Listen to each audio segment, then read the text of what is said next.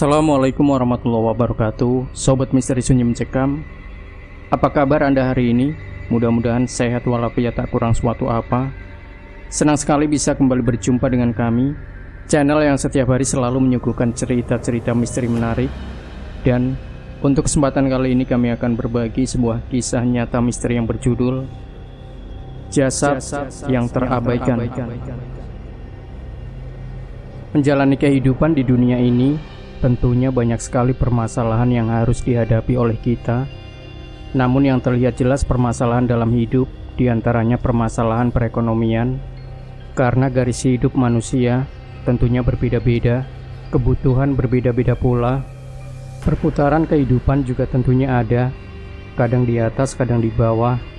Yang biasa diistilahkan perputaran itu dengan istilah bagai roda pedati, atau banyak lagi istilah lain yang tentunya memiliki arti dan maksud yang sama. Di saat perputaran kehidupan berada di bawah, sudah jadi barang tentu kita harus ekstra berjuang demi kelangsungan hidup jauh untuk lebih. Minimal cukup untuk kebutuhan sehari-hari saja sudah bersyukur. Dari penuturan tersebut, si Tarjo akan bercerita tentang dua orang yang harus memutar haluan dalam mencari nafkah. Dua orang tersebut bernama Bahar dan Joy, warga kampung yang masih berada di daerah Riau. Bahar dan Joy biasa bekerja sebagai pencari kayu. Selain bekerja sebagai petani, kebanyakan warga kampung. Namun pada masa itu, para pekerja kayu dihadapkan dengan permasalahan yang memang bertentangan dengan hukum yang berlaku di negara kita, yaitu illegal logging. Dengan demikian, Wak Bahar juga yang lainnya mendapat kesulitan untuk memenuhi kebutuhan hidupnya. Memutar otak bagaimana caranya untuk memenuhi kebutuhan itu. Akhirnya mereka beralih ke berbagai macam pekerjaan lain yang penting bisa menghasilkan uang untuk menghidupi keluarga. Kembali ke Wak Bahar juga turut mengalami masa sulit hingga ia memutuskan untuk mencari burung-burung liar yang bernilai tinggi yang berada di dalam hutan, di hutan yang dekat perkampungannya, bahkan hingga masuk ke dalam hutan rimba yang jauh. Ia membeli beberapa alat sebagai properti menangkap burung seperti pikat dan lain sebagainya.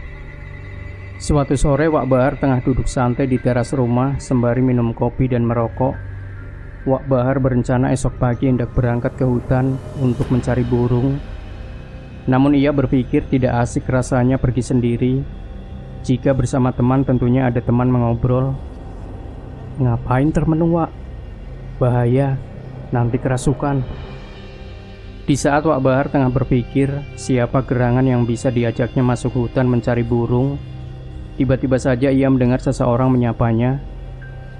Wak Bahar memalingkan wajahnya dan memandang ke arah suara, dan ternyata itu Joy, tetangga depan rumahnya yang hendak pergi ke warung membeli rokok yang tak jauh dari rumahnya. Kamu rupanya? Tak adalah Ju, aku ini sedang berpikir. Besok pagi aku masuk hutan, tapi tak ada teman. Demikian ucap Wak Bahar kepada Jo. Oh, kalau tidak sama aku saja. Aku juga sedang tidak ada kerja, jawab Jo sekaligus menawarkan diri untuk pergi ke hutan bersama Wak Bahar. Rencananya ke hutan mana, Wak? Soalnya hutan di dekat sini sudah susah, sambung Jo lagi menanyakan rencana tujuannya. Kita pergi ke hutan dekat perusahaan saja, Jo. Mungkin di sana masih banyak burung, jawab Bahar. Oke lah, Wak. Jam berapa besok pagi kita berangkat? Tanya Jo. Kalau bisa kita berangkat pagi-pagi betul, Jo. Jadi kalau di hutan itu tidak ada burungnya, kita bisa pindah ke hutan lain, jawab Wak Bahar. Dan akhirnya mereka sepakat esok pagi berangkat. Keesokan paginya, sesuai dengan janji selepas melaksanakan ibadah sholat fardu subuh, mereka berangkat. Dengan perbekalan diperkirakan cukup untuk beberapa hari. Mereka berdua berangkat menggunakan pompong kecil milik Wak Bahar, karena di daerah kampungnya merupakan daerah gambut dan perairan. Tentunya transportasi dominan menggunakan pompong dan speedboat saja. Singkat cerita, jam 7 mereka tiba di tujuan. Setelah menempatkan pompong pada sebatang kayu kecil di pinggiran sungai, mereka mulai melangkah masuk ke dalam hutan dengan pepohonan yang besar dan rapat. Mereka terus berjalan di sela-sela pepohonan. Tak jarang kaki mereka tersandung akar-akar pepohonan yang tersembul di atas permukaan tanah, ciri khas di area hutan gambut. Setelah dirasa cukup jauh, mereka berhenti dan istirahat sejenak. Lalu Wak Bahar mengeluarkan peralatannya seperti pikat serta musik alat pemancing burung. Namun setelah beberapa saat alat itu dibunyikan, tidak ada terdengar jawaban dari burung-burung di hutan yang biasanya jika musik suara burung itu dihidupkan, maka akan dijawab oleh burung yang ada di hutan itu jika memang di area hutan itu ada burungnya. Tak ada burungnya di sini agaknya, Jo, ucap Wak Bahar kepada Jo dengan nada sedikit putus asa. Iya, Wak. Sepertinya tak ada tanda-tanda keberadaan burung di sini. Mungkin karena tak ada pohon yang sedang berbunga atau berbuah, jawab Jo dan berpendapat jika burung-burung itu tidak ada dikarenakan tidak adanya pepohonan yang sedang berbunga serta berbuah. Wak Bahar sejenak hanya diam. Ia menghela nafas berat, lalu ia berkata, bagaimana kita pindah saja ke hutan lain, Jo? Kita ke hilir aja ya. Wak Bahar memberi usul untuk pindah ke hutan lain di hilir, yakni lebih dekat dengan kampung mereka. Terserah Wak aja, aku ngikut, jawab Jo singkat. Lalu tanpa berbasa-basi mereka mengemasi barang-barang dan kembali menuju pompong di pinggiran sungai. Dengan sedikit rasa kecewa, mereka berdua kembali melakukan perjalanan dengan menyusuri sungai. Namun kembali yang namanya rezeki tentunya sudah ada yang mengatur. Kita sebagai manusia hanya berusaha. Demikian hati Wak Bahar berpikir menyenangkan hati. Wak Bahar bersama Jo terus menelusuri sungai. Pandangan matanya melihat ke kiri dan ke kanan, melihat area hutan yang mungkin banyak burungnya, hingga tiba di suatu sungai yang bertemu dengan sebuah parit kecil yang mengarah masuk ke dalam hutan. Di persimpangan antara sungai besar menuju masuk ke bagian parit kecil dengan luas kira-kira 3 meter itu, di kiri dan kanannya terdapat pohon dengan ukuran lumayan besar dan rimbun, sehingga kedua cabang dahan pohon itu menyatu hingga membentuk gerbang gapura alam yang bernuansa mistis. Jo, berhenti di sini sebentar. Sepertinya ada parit masuk ke dalam, ujar Wak Bahar meminta untuk berhenti kepada Jo, karena saat itu Jo yang mengemudikan pompongnya. Setelah berhenti tepat di persimpangan parit itu, sejenak mereka memperhatikan situasi di area tersebut. Lalu Wak Bahar berkata, Jo, sepertinya di hutan parit ini jarang dimasuki orang, karena jalan masuknya banyak semaknya, ucap Bahar ke Jo. Iya, Wak, sepertinya begitu. Mungkin sudah lama tak dilewati orang. Bagaimana, Wak, kita masuk ke sini? Jawab Jo. Ayolah, mudah-mudahan banyak burungnya di sana, ujar Wak Bahar semangat. Lalu akhirnya mereka sepakat untuk memasuki parit itu. Wak Bahar yang duduknya berada di haluan pompong mengeluarkan golok dari sarungnya yang ia ikat di pinggang untuk menebas ranting-ranting kayu di area masuk ke dalam parit itu. Setelah dirasa cukup, perlahan mereka masuk dengan pompongnya. Di saat melintas di bawah pohon berbentuk gerbang masuk parit itu, Wak Bahar seperti mendengar suara bisikan, ayo masuk dan tolong aku. Sontak Wak Bahar terkejut. Ia palingkan muka ke kanan dan ke kiri, lalu ia bertanya ke Jo. Jo, kamu ngomong apa? Demikian tanyanya ke Jo. Wak Bahar pikir Jo yang telah berbisik kepadanya. Mendapat pertanyaan dari Wak Bahar, Jo merasa bingung dan menjawab, apa, Wak? Ngomong apa? Aku nggak ngomong, ucap Jo sembari tersenyum, menganggap Wak Bahar lucu. Bahar terdiam mendengar jawaban Jo yang mengatakan jika ia tidak berbicara sama sekali. Padahal Bahar sangat yakin ketika masuk parit melintas di bawah pohon tadi, jelas ada yang berbicara dengan berbisik. Bahar dan Jo terus masuk menyusuri parit itu, yang diyakini mereka jika parit itu sudah sangat lama tidak dimasuki orang, hingga tiba di dalam hutan yang rapat dengan pepohonannya yang besar. Mereka memutuskan untuk berhenti dan menambatkan pompongnya pada sebuah batang kayu di pinggiran parit tersebut. Kita berhenti di sini aja, Jo. Siapa tahu banyak burungnya. Karena aku lihat banyak pohon yang berbunga dan berbuah. Mestilah banyak burungnya, ujar Bahar ke Jo. Iya, Wak, tapi tak ada nampak burung kayaknya di area sini, ucap Jo, karena saat itu ia tak melihat atau mendengar suara burung di tempat itu. Iya pula ya, kera pun tak terlihat di sini. Tapi ya kita coba saja dulu, Jo. sambung Bahar ke Joe. Lalu mereka berdua turun dari pompongnya, mulai memasuki hutan nan belantara itu. Joe lebih dulu berjalan memasuki hutan. Maklumlah, Joe jauh lebih muda dari Bahar. Tentunya dari segi fisik lebih kuat berjalan di dalam hutan, sementara Bahar dengan tertatih berjalan mengikuti Joe.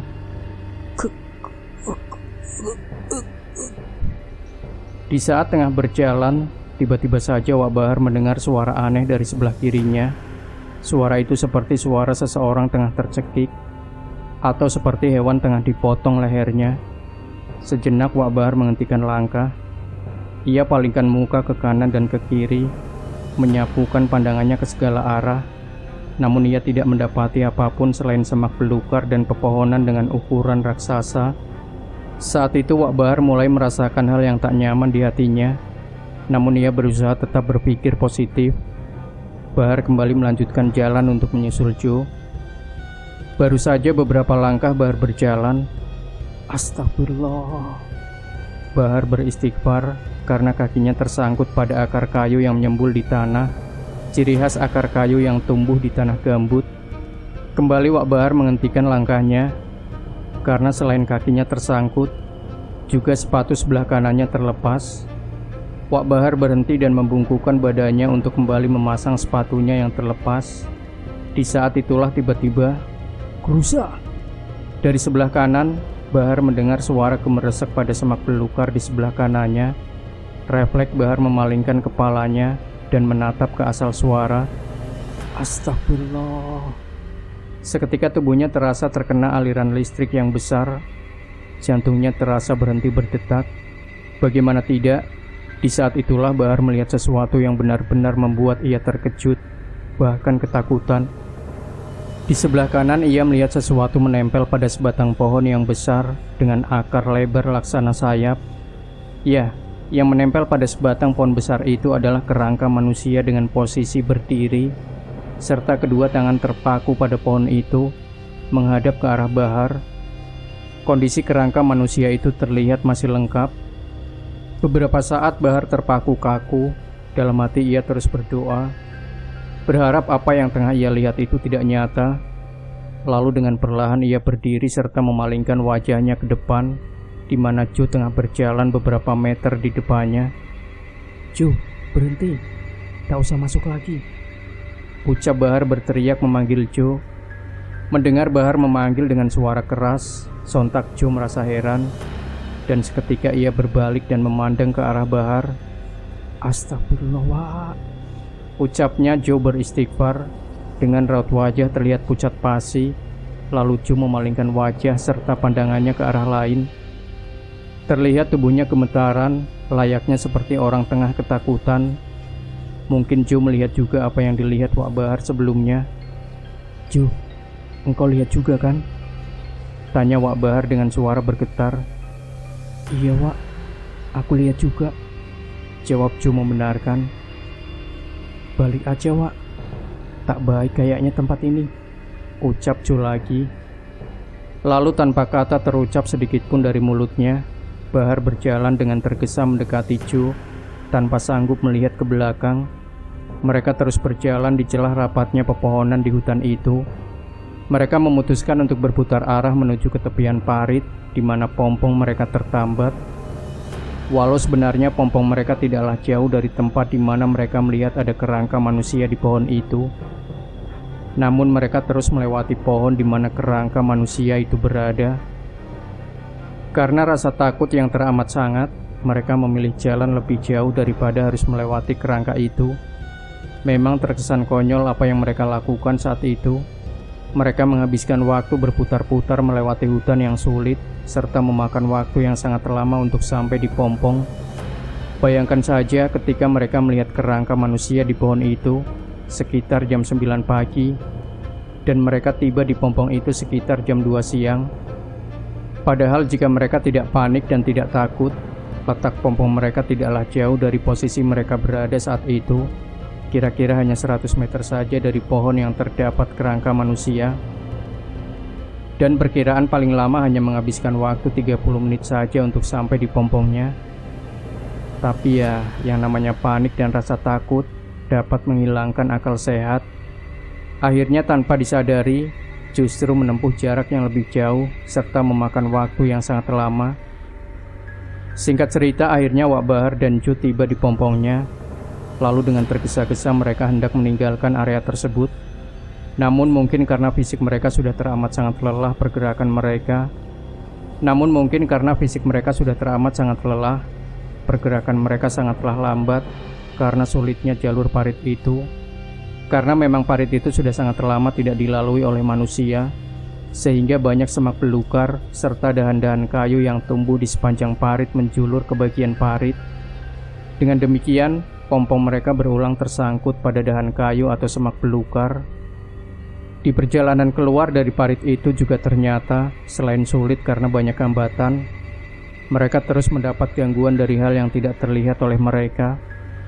Ketika baru saja beberapa meter meninggalkan tempat itu, Wak Bahar dikejutkan oleh suara-suara bisikan-bisikan tidak jelas, serta teriakan-teriakan dari dalam hutan. Suara bisikan serta teriakan itu seperti seseorang yang meminta tolong. "Tolong!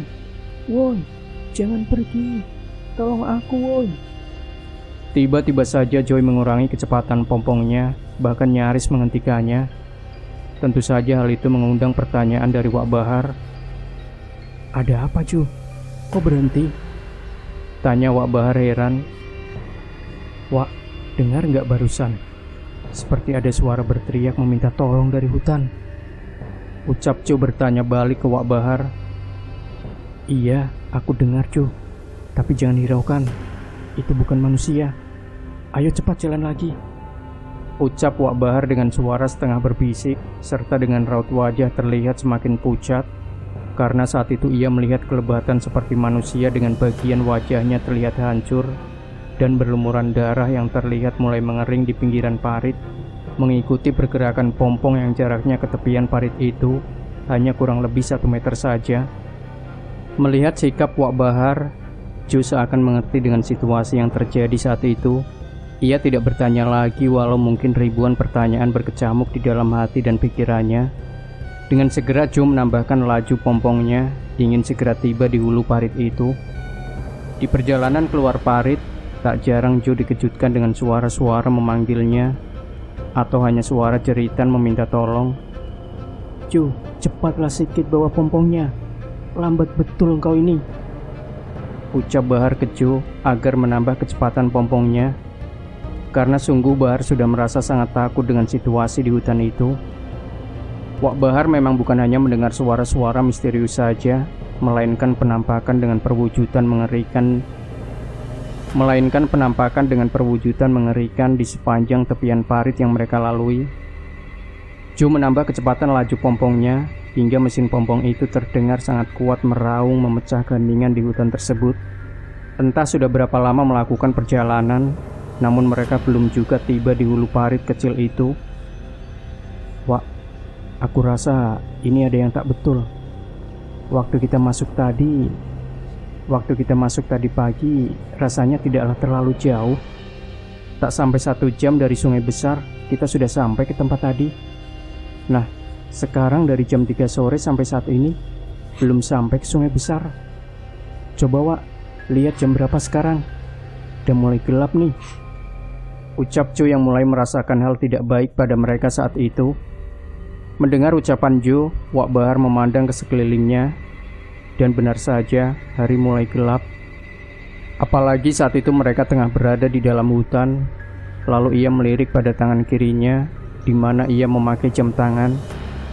"Astagfirullah, iya Ju, sekarang sudah jam 6 sore, sudah mau maghrib," ucap Bahar merasa terkejut, seakan ia baru menyadari keadaan. Sesaat Wak Bahar termenung, seakan tengah berpikir keras. Lalu ia berkata kepada Ju, "Ju, matikan mesin sebentar," ucapnya memerintahkan agar Ju mematikan mesin pompongnya. Saat itu Ju yang mulai dirasuki rasa takut, tidak banyak tanya. Ia menuruti perintah Wak Bahar mematikan mesin pompongnya. Wak Bahar menundukkan kepala sembari menadahkan kedua telapak tangannya. Wak Bahar berdoa. Kira-kira 10 menit, Wak Bahar mengusapkan telapak tangan ke wajahnya, pertanda telah selesai berdoa. Gruza.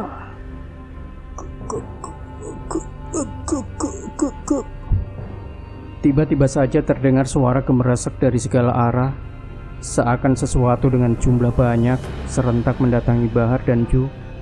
Ju, cepat hidupkan pompongnya. Setengah berteriak, Bahar memerintahkan Ju untuk menghidupkan pompongnya. Dengan panik Ju mengengkol pompongnya, namun Ju semakin panik karena pompongnya tak juga hidup.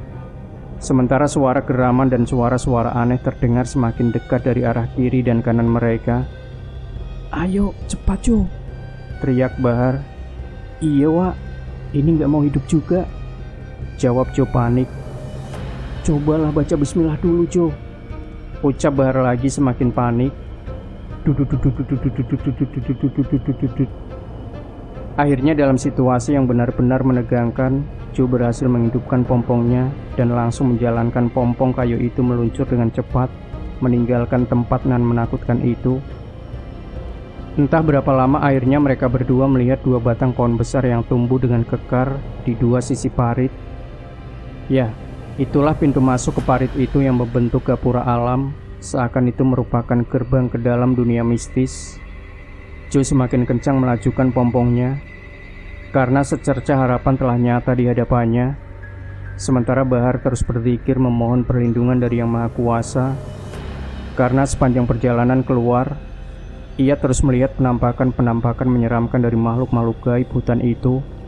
Bahkan tak jarang tangan-tangan makhluk itu menggapai berusaha menarik tubuhnya.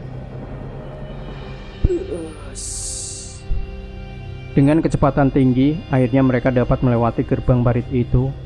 Tanpa menoleh kembali ke arah belakang, mereka terus melaju. Sempat mereka mendengar dari arah belakang suara jerit tangis meminta tolong. Namun Bahar dan Jo terus melaju menuju pulang. Singkat cerita, kira-kira jam 11 malam Bahar dan Jo tiba di rumahnya. Tanpa banyak berbicara, mereka pulang ke rumah masing-masing. Namun, ketika baru tiba di pelataran rumah Wak Bahar, sempat ia berkata kepada Jo, "Jo, apa yang kita alami tadi jangan kau cerita-cerita ke orang lain ya. Biar saja ini jadi rahasia kita." "Iya Wak," jawab Jo singkat tanpa bertanya apa alasan Wak Bahar merahasiakan hal itu. Lalu mereka masuk ke rumah masing-masing. Setibanya di rumah, istri Wak Bahar terkejut melihat suaminya tiba-tiba pulang malam hari. Karena sebelum berangkat, Wak Bahar mengatakan jika ia akan manda hingga beberapa hari. Setelah bebersih diri, Wak Bahar langsung istirahat hendak tidur, karena ia benar-benar merasakan sangat lelah. Namun sudah beberapa saat ia berusaha untuk tidur, Wak Bahar tak dapat juga terlelap tidur. Pikirannya terus terbayang dengan apa yang ia alami tadi di hutan. Hingga terdengar adzan subuh dari masjid, barulah ia merasakan kantuk dan tertidur. Demikian Sobat Misteri Sunyi Mencekam. Tinggalkan komentar Anda, like, share video ini, subscribe channel Sunyi Mencekam, dan nantikan kembali cerita-cerita misteri terbaru dari kami. Wassalamualaikum warahmatullahi wabarakatuh.